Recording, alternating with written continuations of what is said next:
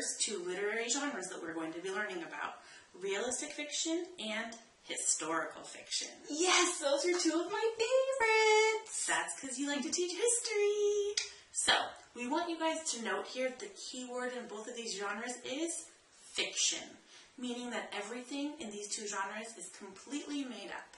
Yeah, now let's get down to business. We're going to start today by talking about realistic fiction.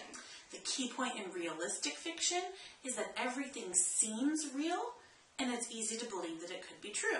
Yeah, realistic fiction is set in modern times. The plot is very believable. The characters all face events and conflicts that could happen in everyday life. In other words, the characters all seem like real people with real issues. Say goodbye to vampires, werewolves, dragons, and zombies. There are none in these two genres. Oh man, I love dragons and zombies. Don't worry, we'll learn all about them in our upcoming video on science fiction and fantasy. Okay, good.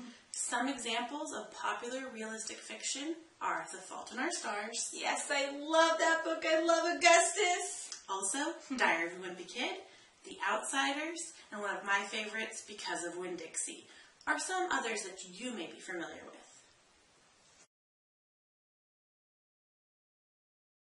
Okay, so the next genre we're going to take a look at is historical fiction.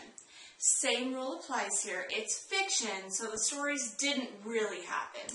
Yeah, but historical fiction is a little different because the stories happened in the past in places and time periods that really did exist. The characters can be famous historical people, or they can just be everyday people from that time period. Both the characters and the setting accurately portray life during that time.